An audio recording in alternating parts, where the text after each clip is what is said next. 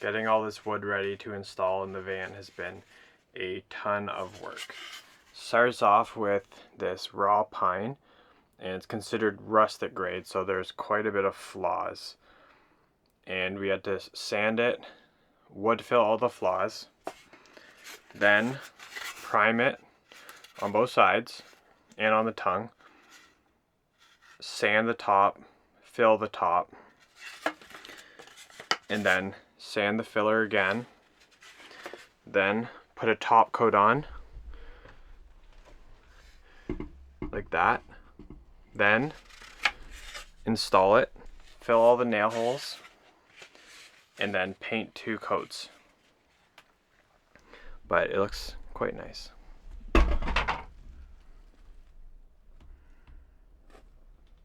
We're calling it shiplap because shiplap is more commonly known as like a style, but it's technically tongue and groove, so the pieces fit together like that, which is better for the van as it's a more secure connection than shiplap. Shiplap only attaches on one end and will like flap as you drive and make noise.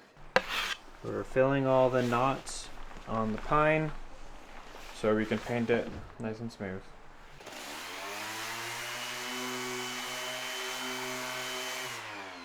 We've wood filled the knots and then sanded them. We are priming the wood. Sanding the primer and just doing a little bit more wood filling to get it perfect.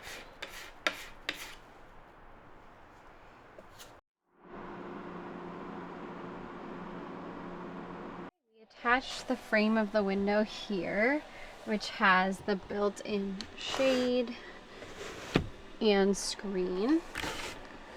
So that's exciting. The reason being we are going to add the boards of the wall around it and covering it partially. So we are planning and measuring that out, and we'll be attaching that soon. We had to sand, wood fill, prime, and paint each one of these, and then we were going to attach them to the wall with PL Premium and brad nails, and then I'm going to fill all the brad nails and do another coat of paint while it's in the van.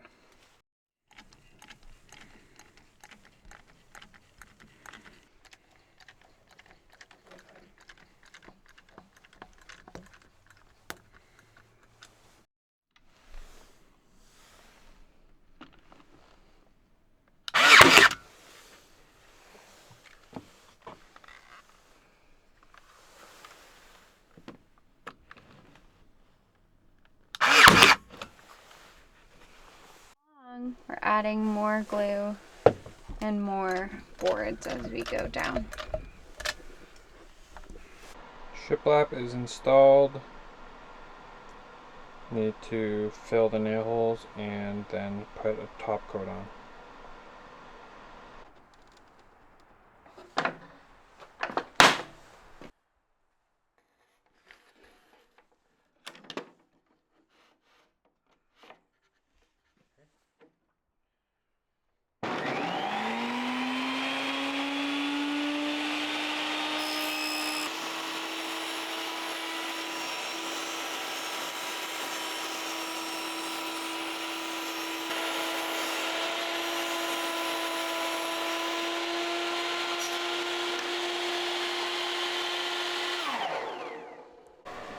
I'm going to attach this fabric to the wall through bolts. I'm going to use this as the trim piece. And to drill holes through this piece, I'm using these hanger bolts, which will screw into the riv nuts, and then there's a point on the end, which then pokes into the back, which gives you the drill holes.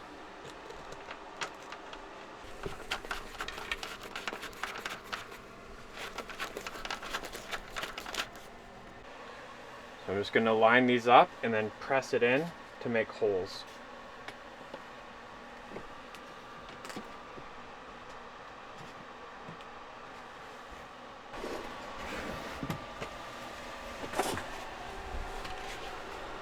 Yes. Right? Yeah. Cool. So drilling through the back side first, so then there's a pilot hole to drill through the front with the bigger bit, so we don't get tear out, because this is going to be visible.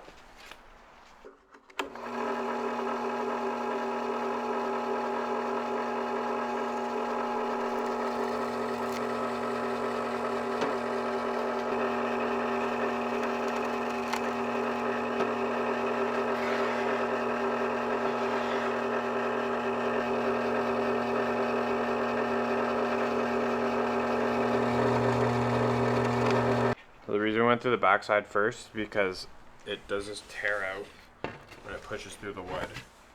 So now the face is going to be nice going through. It drills nice that way. Cold day today. I think it's about -8, but it feels like -15 Celsius. So definitely feels chilly, especially when we're doing work with no gloves on.